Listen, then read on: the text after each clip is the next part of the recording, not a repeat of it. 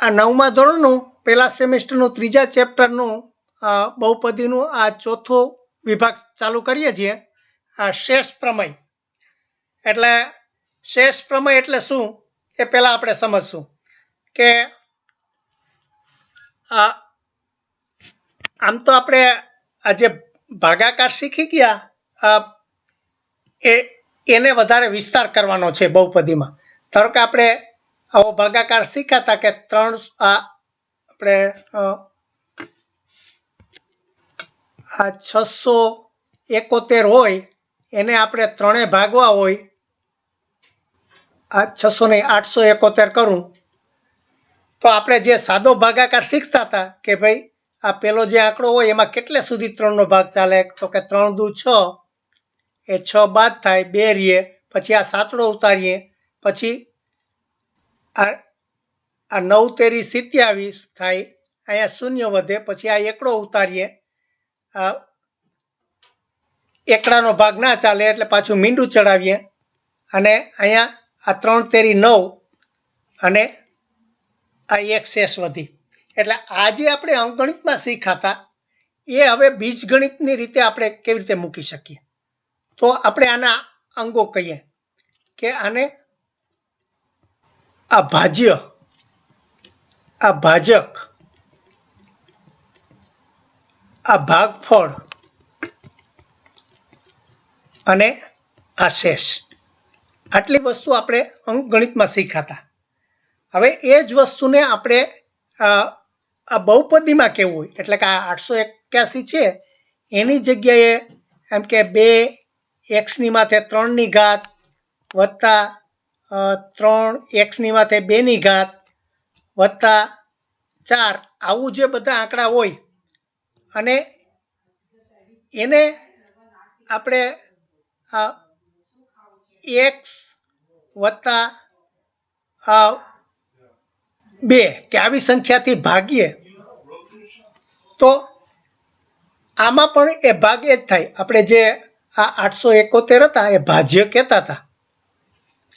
તો જો આમાં આપણે શું થયું, આ ભાજ્ય મેળવવો હોય આપણે આ પેલા અંકગણિતમાં સમજેલી કે ભાજ્ય શું થાય છે તો કે આ ભાજક એટલે આ ભાજક ગુણ્યા તમે આ જે ભાગફળ આવ્યો હોય ગુણ્યા ભાગફળ આ વત્તા શેષ. આમ જો મૂકો તો આ ભાજ્ય આવી જાય. આપણે આ અંકગણિતની રીતે જોઈએ ભાજ્ય એટલે જેને ભાગવાનું છે એ, પછી આ ભાજક એટલે જેનાથી ભાગીએ છીએ એને ગુણ્યા જે જવાબ આવ્યો હોય ભાગફળ અને વત્તા શેષ. હવે શેષ હંમેશા આવે જ એવું નથી, ઘણી વખત શૂન્ય શેષ આવે. ધારો કે 81 હોય, 81 ને આપણે 9 ભાગીએ તો શું થાય 90 9 81 અને આ શેષ શૂન્ય આવી. તો આમાં આ ભાજ્ય 81 છે, ભાજક 9 છે, ભાગફળ 9 છે અને શેષ શૂન્ય છે. પણ આ સૂત્રમાં એ બધા જ ફિટ થઈ જાય.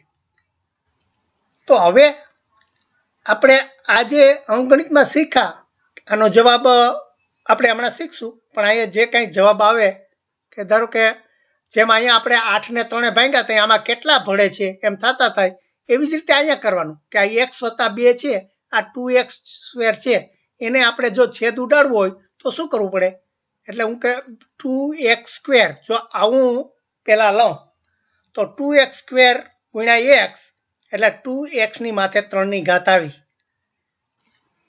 આપણે જેમ આ ભાગાકારમાં કર્યું તો 8 ને 3 ભાગ્યા હોય તો 8 માં એને 2 વખત ભાગી શકાય એટલે 3 દુ 6 મૂકી અને એ રીતે કર્યા. એવી રીતે આમાં કર્યું. પણ આમાં વધારાનું શું થાય, ધારો કે આ આપણે જે ભાજક છે એ એક જ આંકડો નથી 2 છે. એટલે આપણે જે આ ગુણાકાર આ ભાગાકાર કર્યો એટલે કે ગુણાકાર કર્યો તો બાકીનો આંકડો પણ એને લઈ લેવો પડે. તો આ 2x² આપણે જે ભાગફળનો લીધો હતો તો આ બગડાને પણ પાછો અહીંયા આ લઈ લેવો પડે. એટલે કે આને આ 2x² ને 2 થી ગુણીએ તો એ આ 4x² આવે. તો આને પણ આપણે લઈ લેવા પડે અને આપણે એને બાદબાકી અહીંયા જેમ કરતા હતા 8 માંથી 6 બાદ કર્યા તો એવી રીતે અહીંયા પણ બાદબાકી કરવી હોય તો એના નિશાની આ જુદી થઈ જાય એટલે આ જે પ્લસ હતી એની નિશાની જુદી થઈ ગઈ તો આની બાદબાકી કરો તો આ બંનેનો છેદ ઉડી ગયો પછી જો આ પ્લસ 3x² છે માઇનસ 4x² છે તો પાછળ શું વધશે આ માઇનસ x² જ વધશે પછી આ ચોગડાને આપણે નીચે ઉતાર લઈએ આ પ્લસ 4 નીચે ઉતાર લઈએ તો હવે પાછું જોવાનું કે આ x² છે અને અહીંયા x છે અહીંયા x² છે માઇનસ x² છે તો એનો છેદ ઉડાડવો હોય તો મારે કેટલાય ગુણવા પડે તો કે -1 થી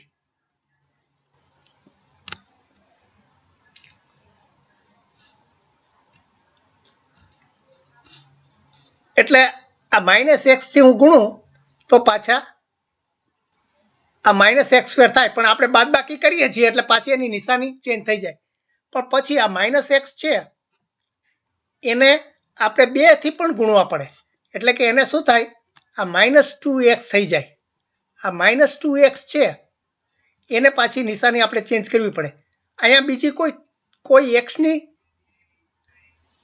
રકમ નથી એટલે આ બંને ઉડી જાય અને અહીંયા 2x વધ્યા અને આ 4 વધ્યા હવે ફરીથી કે આ x છે અને 2x ને આપણે જો છેદ ઉડાડી દેવો હોય તો કેટલાય ગુણવા પડે તો કે 2 થી એટલે પાછા આને 2 થી કરીએ તો શું થાય આ 2x નો 2x પછી આ 2 ને આ 2 થી ગુણીએ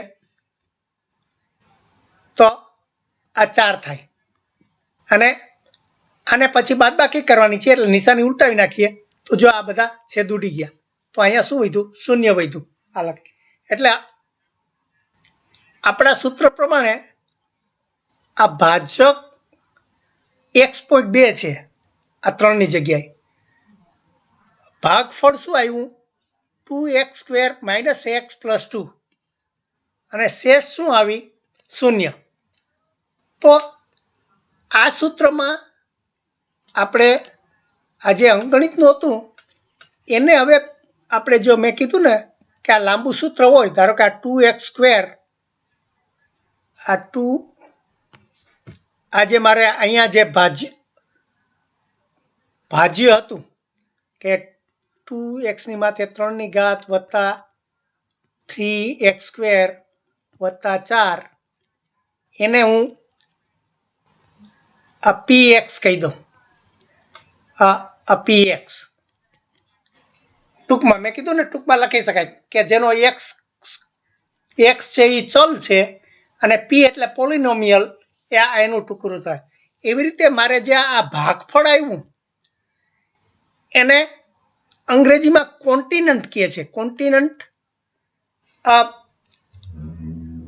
એટલે કે ભાગફળ એટલા ઉપરથી qx આને કીધું એટલે મેં કીધું ને આને હું આવી રીતે ગમે તે બીજગણિતના નામ આપી શકું તો આને qx કીધું અને આ જે શેષ છે એનું રિમાઇન્ડર અંગ્રેજી નામ રિમાઇન્ડર શેષ એટલે રિમાઇન્ડર એટલે એનો r લીધો તો આને હું rx કહું એટલે આને જો વસ્તુને આજે આપણે સૂત્ર ભાજ્ય બરાબર ભાજક ગુણ્યા ભાગફળ વત્તા શેષ એને મારે આ બીજગણિત આ બહુપદીના સ્વરૂપમાં લખવું હોય તો શું કહેવાય px બરાબર આપણે ભાજ્ય ગુણ્યા ભાગફળ અરે ભાજકને આ ડિવિડન્ટ એટલે આ ભાજક છે એને અંગ્રેજીમાં આ ડિવિડન્ટ એટલે જેનાથી ભાગ્ય છીએ એટલા માટે એનો ડી લીધો તો એને શું કીધું px બરાબર આપણે ભાજક એટલે કે dx ગુણ્યા ભાગફળ એટલે કે આ કોન્ટિનન્ટ એનો જવાબ આવ્યો ગુણ્યા આ qx અને આ શેષ આવી એટલે આ રિમાઇન્ડર એટલે શેષ તો એ વત્તા આપણે આ શેષ કરી તો અહીંયા આ rx એટલે આ રીતે આપણે જે અંકગણિતમાં જે શીખાતા એ જ વસ્તુ અહીંયા આ બીજગણિતમાં આપણે આ સૂત્રની રીતે મૂક્યા. આ બરોબર સમજાય છે? જો આ સરખામણી બરોબર આવડશે ને તો યાદ રહેશે, એટલે તો પછી ગોખવું ના પડે. એટલે આપણે આ ભાજ્ય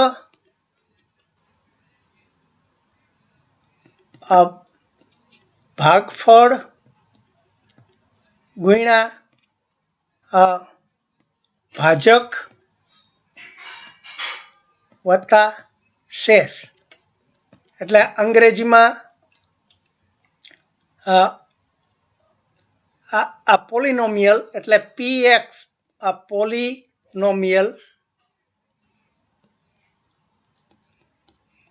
પછી આ ભાગફળનું છે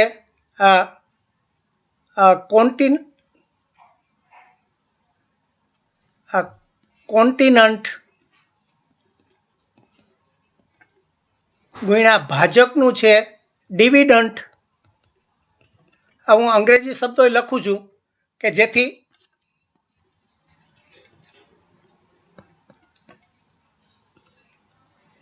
આ ડિવિડન્ટ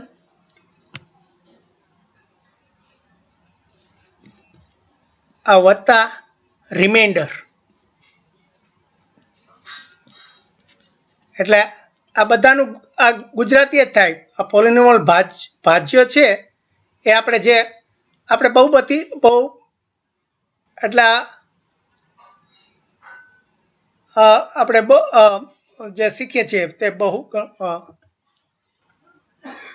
એટલે આ ત્રણેય વસ્તુ સમજાઈ જવી જોઈએ. આપણે જેના શૂન્યના પ્રમેય તરફ જઈએ, આપણે કીધું કે શેષ ઘણી વખત શૂન્ય આવે, ઘણી વખત ના આવે, આપણે એનો પ્રમેય આવશે. પણ એ પ્રમેય તરફ જઈએ એ પહેલા આ વસ્તુ સમજાઈ જવી જોઈએ, કારણ કે આના પછીના બધા દાખલા આવશે એમાં આ ભાગાકાર કેવી રીતે કરવો. આપણે બહુપદીની સંખ્યા હોય, બહુપદીનો ભાગાકાર કેવી રીતે કરવો, આ સ્ટેપ બાય સ્ટેપ એ પહેલા ભાગાકાર જેવું જ છે, પણ આમાં એક કરતાં વધુ આઈટમ હશે. જે ભાજક છે એનો આંકડો એકથી વધુ હશે, એટલા માટે. અને પછી એને આપણે આવી રીતે આ સૂત્રમાં ફેરવી નાખ્યું અને પછી એના પ્રમેય આપણે શીખવાના છે. એટલે પહેલાં તો સૂત્ર સમજાઈ જવું જોઈએ કે px એટલે શું, તો કે પોલિનોમિયલ એટલે કે બહુપદી કે જેનો ચલ x છે. આ dx એટલે શું, તો કે ડિવિડન્ડ એટલે કે ભાગફળ કે જેનો ચલ x છે. પછી q એટલે શું, તો કે કોન્ટિનન્ટ, તો કોન્ટિનન્ટ જેનો ચલ x છે. પછી rx એટલે શું, તો કે શેષ,